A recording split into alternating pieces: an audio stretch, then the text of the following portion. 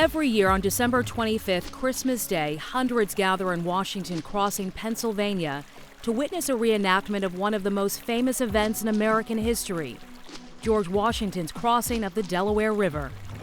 Helps give you a greater appreciation for the history and a greater understanding for what they went through to forge our nation.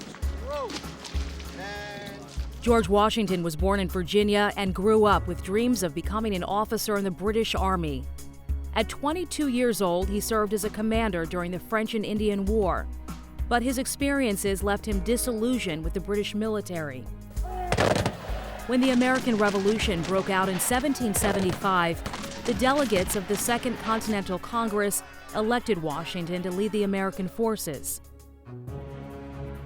The year 1776 would prove to be one of the toughest for America's cause, despite the Second Continental Congress's Declaration of Independence on July 4th. To reinforce the seriousness of the cause, Washington told his men, "The fate of unborn millions will now depend, under God, on the courage and conduct of this army." Vastly outmanned and outmaneuvered, Washington's army suffered crushing losses early in the war. The British gained control of New York City, forcing Washington and his remaining troops to retreat through New Jersey. With his competency as a leader in question and his troops in a state of near mutiny, General Washington knew he had to continue to retreat to preserve the army.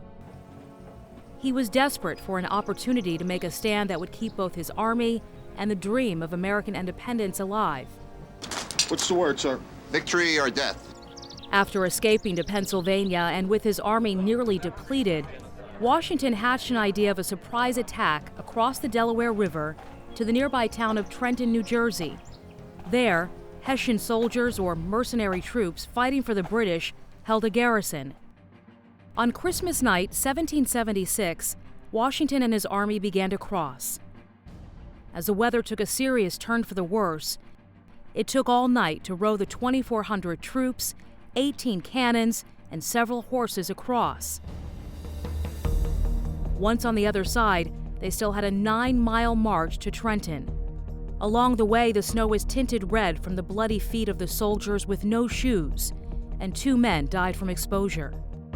By mid-morning, the Americans were in place around Trenton, and Washington gave the order to attack.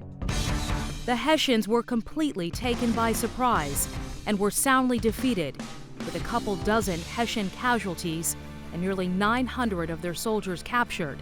During the battle, not a single American soldier was killed.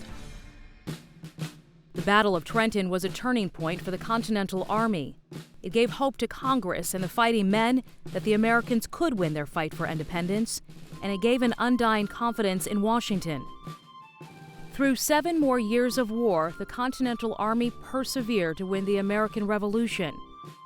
George Washington became a symbol of leadership to the new nation and was later elected to lead the Constitutional Convention that produced the U.S. Constitution. In 1789, he was unanimously elected the first president of the United States of America. It is because of his decisive leadership through war and peace that George Washington is still remembered as the father of the nation.